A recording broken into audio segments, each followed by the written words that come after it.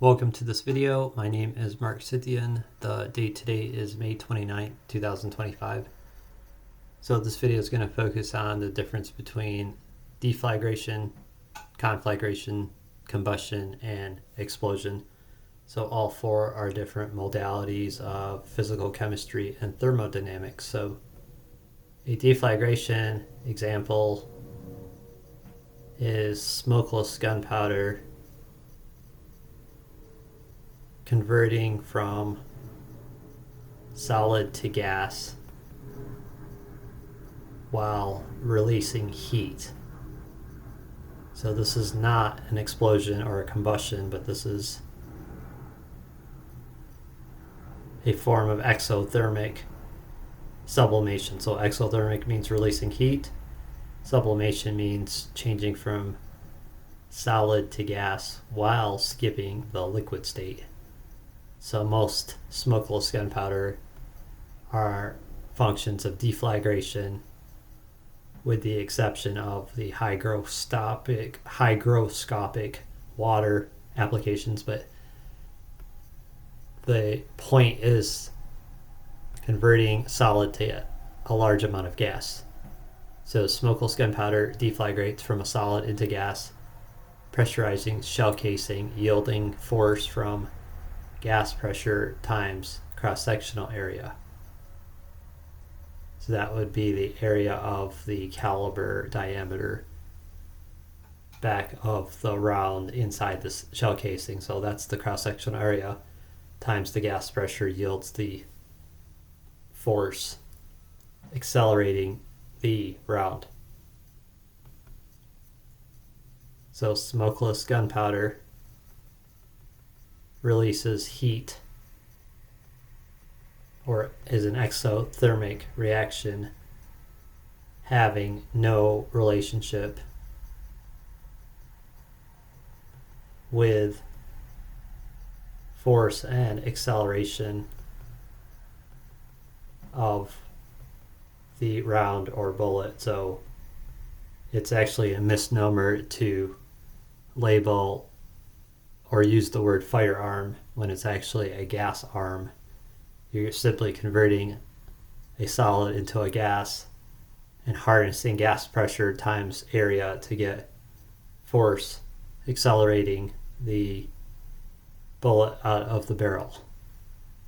But in the process, to conserve energy or maintain the potential and kinetic energy as equalities, there is a release of heat, which is sometimes confused as having something to do with accelerating the round. So this is an example of deflagration. So this is smokeless gunpowder experiences deflagration, not quote-unquote combustion.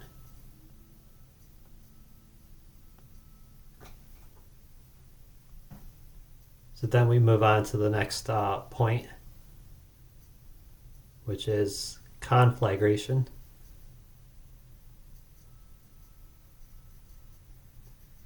So conflagration, an example, is a large mass set off in combustion to then become a large fuel or wood fire accelerated by its own thermal plasma in an oxygen environment, obviously. So if we use the fuel oil incendiary fire or a fire bomb that doesn't necessarily explode, but it actually spreads its combustion rapidly, this is an example of a conflagration. Another one is a large forest fire that rages and expands. So next is the combustion principle. So an example of combustion is a hydrocarbon fuel or a combustible fuel, or something that will burn, a material that will burn plus oxygen gas plus heat, then set off into a flash point or fire. this is known as combustion. So the simplest form of a combustion is a candle flame. So inside internal combustion engines, the flame is supposed to actually combust, not explode, or else it is detonation, and it's burning faster than its flame front speed limitation for the material. So we could also take any combustible material such as wood, paraffin, hydrocarbon fuel, or just the whole concept of the combustible material, which is any material that can burn in an oxygen gas environment. So that's the definition and example of combustion. So next we have explosion.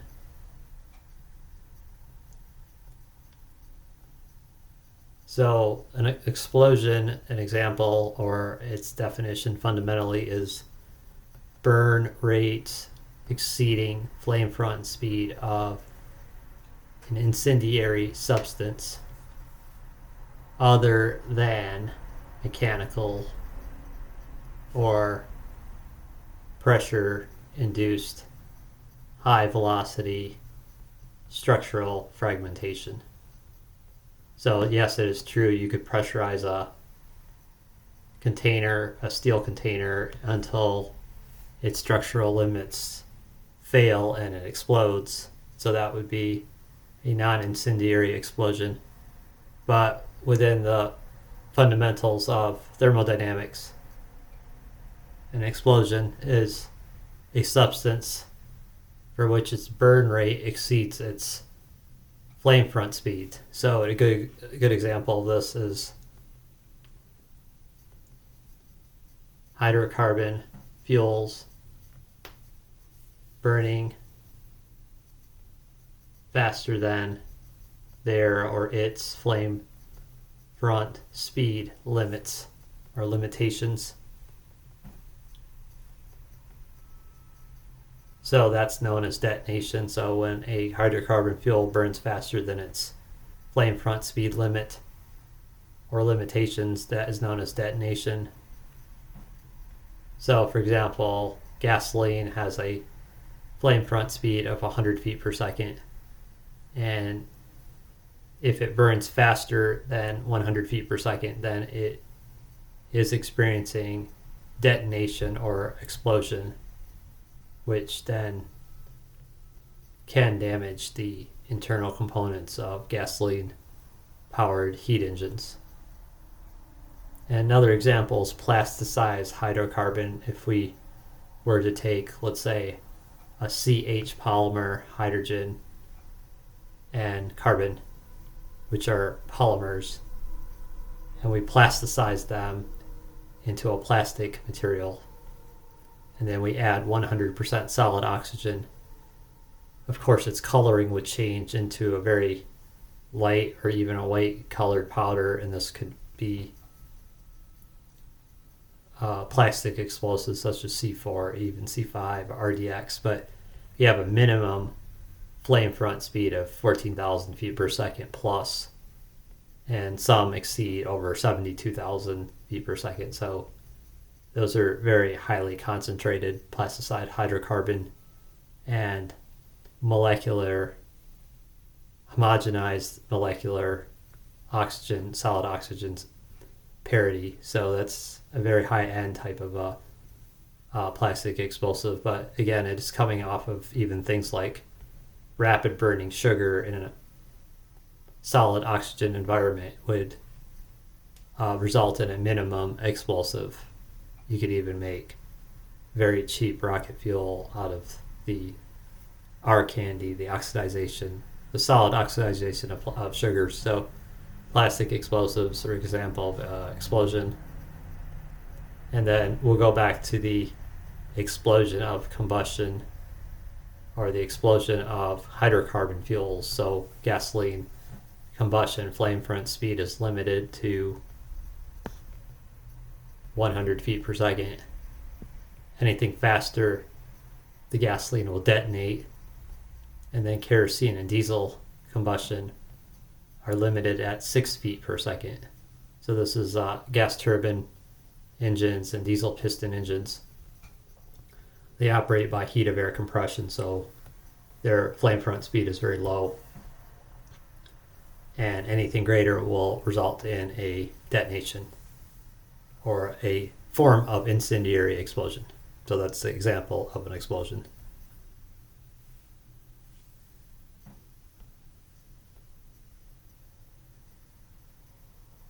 So lastly, we have then the physical chemistry and thermodynamics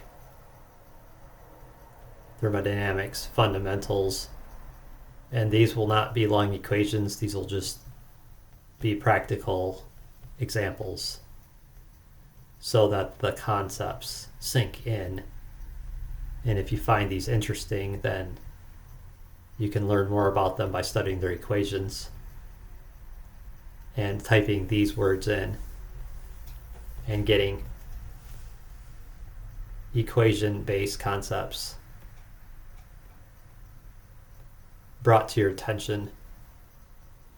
So we can exemplify combustion as a combustible material plus heat plus oxygen gas. And again, its overall temperature is based on how much standing oxygen is in the environment. So of course, if we're dealing with 21% oxygen in the normal atmosphere, then we're only going to have so much heat, but we definitely have a simple combustion. For example, a candle or even an acetylene torch, whether it's mixed with pure oxygen or just the oxygen in the atmosphere, the 21% oxygen. So air is 21% oxygen, 78% nitrogen, 1% inert gases. Next is the oxidation reduction reaction, and that's actually a redox equation in the physical chemistry, which is the equation and mathematical relationships. But for a practical example, this would be such as a magnesium flame burning within an oxygen environment and then breaking down into magnesium oxide residue. So it's an oxidized reaction.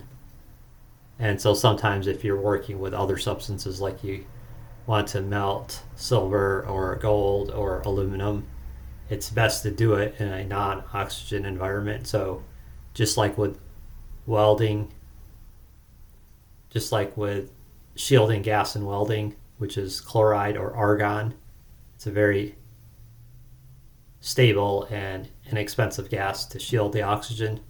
You could pressurize the gold, silver, or aluminum inside of an argon environment while removing the air and just having the argon pass through the chamber with a vacuum pump, and then you can start introducing the heat to melt the substance. It could be magnesium, it could be aluminum, silver, or gold, and then it actually melts in purity without oxidizing. But if you just did the opposite and introduced enough heat or a chemical flame to, let's say, magnesium, which is really a better example to use, you would then have the reduction of the material in an oxidized environment. So this is kind of critical sometimes if you're dealing with materials that are changing their state, whether it is pressure or temperature or both, whether it's pressure based or temperature based or both. So for example, smokeless gun powder is really pressure based. You're getting a gas out of the solid, but the heat just simply escapes, but has little to do with the actual force accelerating the round. So it's the pressure from the gas that has everything to do with accelerating the round. So smokeless gun powder experiences deflagration, not combustion. Next, we have the decomposition reaction, and that's just a single reactant breaking down into two or more products. Second to last, we have the conflagration. This is like a large mass fire, so like an entire forest that has lost its water content and become very easy to combust, reaching its flash point temperature, and then it suddenly goes up into flames. But then it's also accelerated by its own thermal plasma. It's superheated molecular plasma, and then raging and expanding based on ongoing consumption of oxygen and bringing flame and conflagration to new combustible material, like maybe another forest or another neighborhood or whatever. So that's an example of a conflagration. And then lastly is the deflagration, and this is the rapid conversion of a solid into a gas while releasing heat. And whereas the gas volume is substantially greater than the solid volume. So solid volume was very small, and then it converts into a lot of gas volume. So in this case, if it was inside of a shell casing, a smokeless gunpowder, it would induce a very rapid pressure spike. And then the pressure times the cross-sectional area becomes the force on the round. And a deflagration not necessarily only releases heat. It could also absorb heat as well. So that would be either an exothermic or an endothermic sublimation reaction or change from solid to gas. So another example of sublimation that is endothermic would be dry ice, solid carbon dioxide converting directly to gas while skipping the liquid state. So that would be an example of endothermic sublimation: dry ice, frozen carbon dioxide, solid frozen carbon dioxide converting into gas. And then an example of an exothermic sublimation would be smokeless gunpowder turning into gas while losing its heat, for which the heat doesn't do much to accelerate the round, but it's the sudden pressure spike inside of the shell casing that exerts against the cross-sectional area. Pressure times area is force, then force accelerating the round through the barrel. So these are different applications in physical chemistry and thermodynamics. So I've just noticed there are a lot of people on YouTube talking about smokeless gunpowder having to do with combustion when it actually has to do with deflagration. Smokeless gunpowder has to do with deflagration, not combustion. It's like if you're dealing with a hydrocarbon and you have to compress and vaporize it and mix it with oxygen and then fire it inside of a chamber, that is like the concept of combustion. Or even an open flame inside the atmosphere, that's combustion. But smokeless gunpowder doesn't need an oxygen environment to be set off. It simply releases heat, and then the solid material converts into gas. But the gas ratio is very high. It's something like in the matter of 1 gram will become 5,000 cc's of gas very quickly. So all that pressure building up in a small shell casing ends up becoming a rapid pressure times area or force spike. So whenever you're dealing with smokeless gunpowder, it is a deflagration. And what really matters is that you have approximately 3504 joules of potential energy per gram of smokeless gunpowder, or 2,576.5 foot-pounds of potential energy per gram of smokeless gunpowder. And again, that is deflagration, not with respect so much to the burn rate, which you can actually compute, because the energy density of smokeless gunpowder can vary between 2,500 or 2,000 to 5,000. But the average value, if you set off all different smokeless gunpowder charges, it comes to about 3504 joules per gram, or 2576.5 foot-pounds per gram. So that is the average value, and if you use that, you always get a very accurate calculation in the least amount of time. So study these concepts if you're interested more in thermodynamic applications, physical chemistry, and interesting applications such as jet engines, firearms, ballistics, rockets, various other thermal and hydraulic and pneumatic systems as well. We're dealing with the conservation of energy and the laws of thermodynamics. And part of that is the whole field of dynamics, kinematics, and physical chemistry. Thank you for watching this video and have a great day.